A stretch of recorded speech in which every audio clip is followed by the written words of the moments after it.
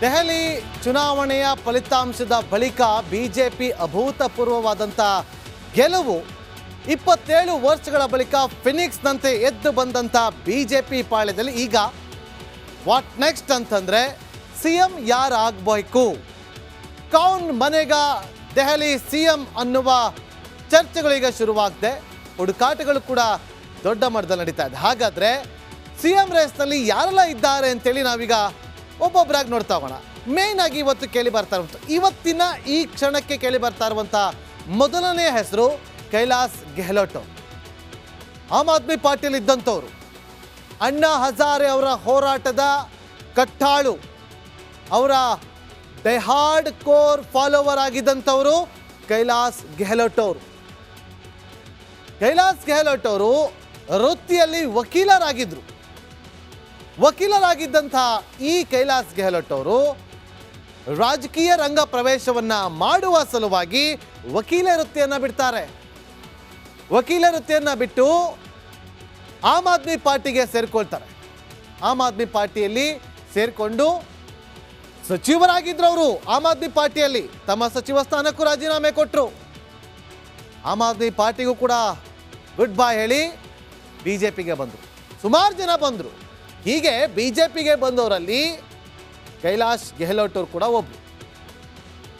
ಇವರು ಬೆಜ್ವಾಸನ್ ಕ್ಷೇತ್ರದಿಂದ ಗೆದ್ದಂಥವ್ರು. ಈ ಬಾರಿ ಗೆಹ್ಲೋಟ್ ಅವರು ಯಾರ ವಿರುದ್ಧ? ಮಾಜಿ ಸಚಿವ ಸುರೇಂದ್ರ ಭಾರದ್ವಾಜ್ ಅವರ ವಿರುದ್ಧ. ಸುರೇಂದ್ರ ಭಾರದ್ವಾಜ್ ಅವ್ರ ಗೆಲುವು ನಿಶ್ಚಿತ ಅಂತಾನೆ ಎಲ್ಲ ಅಂದ್ಕೊಂಡಿದ್ರು.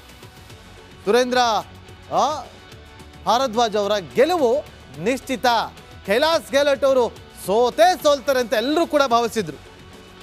ಆ ಬಿಜ್ವಾಸನ್ ಕ್ಷೇತ್ರದಿಂದ ಬಹಳ ಕುತೂಹಲ ಇತ್ತು. ಸಚಿವರು ಯಾರು ನಿಂತಿರಲ್ಲ, ಎಲ್ಲ ಮಕ್ಕಡೆ ಮಲಗೋದ ಕಾರಣಕರ್ತರಲ್ಲಿ ಇವರು ಕೂಡ ಒಬ್ಬರು. ಇವರು ಈ ಬಾರಿ ಈ ಒಂದು ಕ್ಷೇತ್ರದಿಂದ ಅಂದರೆ ಬಿಜ್ವಾಸನ್ ಕ್ಷೇತ್ರದಿಂದ ಸ್ಪರ್ಧೆ ಮಾಡಿದ್ರು. ಅಂದರೆ ಈ ಹಿಂದೆ 2015ರ ಸಂದರ್ಭದ ಚುನಾವಣೆಯಲ್ಲಿ, 2020ರಲ್ಲಿ ನಡೆದಂಥ ಚುನಾವಣೆಯಲ್ಲಿ ನಜಾಫ್ಗರ್ ಕ್ಷೇತ್ರದಿಂದ ಅವರು 2 ಬಾರಿ ಗೆದ್ದು ಶಾಸಕರಾಗಿದ್ದಂತೆ, ಸಚಿವರು ಕೂಡ ಆಗಿದ್ದರು.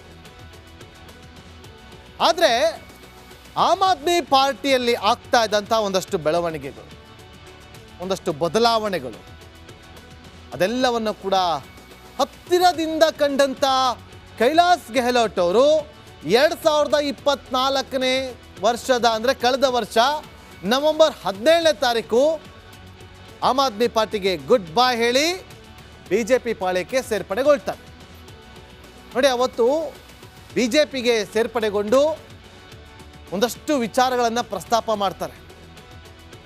ತಾನು ಅರವಿಂದ್ ಕೇಜ್ರಿವಾಲ್ ಅವರ ಪ್ರತಿ ನಡೆಯನ್ನು ಕೂಡ ಹತ್ತಿರದಿಂದ ಕಂಡಿದ್ದೆ. ಅಣ್ಣಾ ಹಜಾರೆ ಅವರ ಹೋರಾಟದಲ್ಲಿ ಭಾಗಿಯಾಗಿದ್ದಂಥವನು. ಇವತ್ತು ಆಮ್ ಆದ್ಮಿ ಪಾರ್ಟಿ ಪಕ್ಷ ದೆಹಲಿಯಲ್ಲಿ ರಾಜಕೀಯದ ಗದ್ದಿಗೆ ಏರಿದೆ ಅಂತಂದರೆ ಅದಕ್ಕೆ ಹೋರಾಟದಿಂದನೇ ಕಾರಣ. ಆದರೆ ಇಂಥ ಹೋರಾಟ ಮಾಡಿ ಬಂದಂಥ ಆಮ್ ಆದ್ಮಿ ಪಾರ್ಟಿಯಲ್ಲಿ ಯಾವುದೂ ಸರಿ ಇಲ್ಲ ಅಂತೇಳಿ ಒಂದಷ್ಟು ಲಿಸ್ಟನ್ನು ಇಟ್ಟು, ಆರೋಪಗಳ ಲಿಸ್ಟನ್ನು ಮುಂದಿಟ್ಟು ಅವರು ಗುಡ್ ಬೈ ಅನ್ನು ಹೇಳ್ತಾರೆ. ಅಷ್ಟೇ ಅಲ್ಲ, ಅವರು ಅವತ್ತೇ ಡಿಸೈಡ್ ಮಾಡಿದ್ರು, ದೆಹಲಿಯಲ್ಲಿ ಈ ಬಾರಿ ಚುನಾವಣೆ ಎದುರಾದರೆ ಖಂಡಿತವಾಗ್ಲೂ ಕೂಡ ಆಮ್ ಆದ್ಮಿ ಪಾರ್ಟಿ ಗೆಲ್ಲೋದಿಲ್ಲ. ಯಾಕೆಂದರೆ ಅಲ್ಲಿ ಒಳ ಜಗಳ, ಭ್ರಷ್ಟಾಚಾರದ ಆರೋಪಗಳು ಪಕ್ಷದ ಮೇಲೆ ಕೇಳಿ ಬರ್ತಾ ಇದ್ದಿದ್ದು. ಶೀಶಮಹಲ್, ಕೋಟಿ ಬೆಲೆ ಬಾಳುವಂಥ ಶೀಶಮಹಲ್ ಕೇಜ್ರಿವಾಲ್ ಅವರು ಕಟ್ಟಿಸಿದ್ದು, ಅದರ ಬಗ್ಗೆ ಚರ್ಚೆಗಳಾಗ್ತಾ ಇತ್ತು. ಅಬಕಾರಿ ಇಲಾಖೆಯಲ್ಲಿ ಆದಂತಹ ಒಂದಷ್ಟು ಹಗರಣಗಳ ವಿಚಾರವಾಗಿ ಇದೆಲ್ಲದರಿಂದ ಬೇಸತ್ತಂತಹ ಕೈಲಾಶ್ ಗೆಹ್ಲೋಟ್ ಅವರು 2024 ನವೆಂಬರ್ 17ನೇ ತಾರೀಕು ಗುಡ್ ಬೈ ಹೇಳಿ ಆಮ್ ಆದ್ಮಿ ಪಾರ್ಟಿಯಿಂದ ಹೊರಬಂದು ಬಿಜೆಪಿಗೆ ಸೇರಿಕೊಂಡ್ರು. ಬಿಜಾಸ್ವಾನ್ ಕ್ಷೇತ್ರದ ಈ ಬಾರಿ ಸ್ಪರ್ಧೆ ಮಾಡಿದ್ರು. ಮಾಜಿ ಸಚಿವನ ವಿರುದ್ಧ ಜಯಬೇರಿಯನ್ನು ಕೂಡ ಸಾಧಿಸಿದ್ರು. ಇನ್ನು ಇವರನ್ನ ಸಿಎಂ ಮಾಡೋದಕ್ಕೆ ಬಿಜೆಪಿ ಪಾಳದಲ್ಲಿ ಚರ್ಚೆಗಳಾಗ್ತಾ ಇದೆ. ಒಂದು ರೇಸಲ್ಲಿದ್ದಾರೆ. ಇವರನ್ನು ಯಾಕೆ ಮಾಡಬೇಕು ಅಂತೇಳಿ ಚರ್ಚೆಗಳಾಗ್ತಾ ಇದೆ ಅಂತಂದರೆ, ಆಮ್ ಆದ್ಮಿ ಪಾರ್ಟಿಯನ್ನು ತುಂಬ ಹತ್ತಿರದಿಂದ ಬಲ್ಲಂಥವರು. ಕೇಜ್ರಿವಾಲ್ ಅವರ ಒಂದೊಂದು ಹೆಜ್ಜೆನೂ ಕೂಡ ಇವರಿಗೆ ಚೆನ್ನಾಗಿ ಗೊತ್ತು. ಹಾಗಾಗಿ ಇವರನ್ನೇನಾದರೂ ನಾವು ಸಿಎಂ ಮಾಡಿದ್ರೆ ಆಮ್ ಆದ್ಮಿ ಪಾರ್ಟಿ ಪಕ್ಷವನ್ನು ಕಟ್ಟಿ ಹಾಕೋದಕ್ಕೆ ಸುಲಭ ಆಗುತ್ತೆ. ಹಾಗಾಗಿ ಇವ್ರನ್ನ ಮಾಡೋಣ ಅಂತೇಳಿ ಚರ್ಚೆ ಆಗ್ತಾ ಇದೆ. ಗೊತ್ತಿಲ್ಲ, ಇವರಾದರೂ ಆಗ್ಬೋದು ಅಥವಾ ಬೇರೆಯವರಾದರೂ ಆಗ್ಬೋದು. ಇವರ ಜೊತೆಯಲ್ಲಿ ಇನ್ನೂ 3 ಜನ ರೇಸಲ್ಲಿದ್ದಾರೆ. ಪರ್ವೇಶ್ ವರ್ಮಾ ಆಮ್ ಆದ್ಮಿ ಪಾರ್ಟಿಯ ಸಂಸ್ಥಾಪಕ. ಕೇಜ್ರಿವಾಲ್ ಅವರನ್ನ ಸೋಲಿಸಿದವರೇ ಈ ಪರ್ವೇಶ್. ಕೇಜ್ರಿವಾಲ್ ಅವರನ್ನ ಸೋಲಿಸಿದ್ದು ಈ ಬಾರಿ ಚುನಾವಣೆಯಲ್ಲಿ ಪರ್ವೇಶ್ ವರ್ಮಾ. ಮಾಜಿ ಮುಖ್ಯಮಂತ್ರಿ ಸಾಹಿಬ್ ಸಿಂಗ್ ವರ್ಮಾ ಅವರ ಪುತ್ರ ಇವರು. ಇವರ ತಂದೆ 27 ವರ್ಷಗಳ ಹಿಂದೆ ದೆಹಲಿ CM ಆಗಿದ್ದಂಥವ್ರು ಸಾಹಿಬ್ ಸಿಂಗ್ ಅಂತೇಳಿ. 1996ರಿಂದ 1998ರವರೆಗೂ ಕೂಡ ಸಾಹಿಬ್ ಸಿಂಗ್ ಅವರು CM ಆಗಿದ್ದರು. ಅವರ ತಂದೆಯ ರಾಜಕೀಯದ ಅನುಭವ, ಆಡಳಿತದ ಅನುಭವ ಎಲ್ಲವನ್ನು ಕೂಡ ಪರಮೇಶ್ ವರ್ಮಾ ಅವರು ಚೆನ್ನಾಗಿ ಅರ್ತಿದ್ದಾರೆ.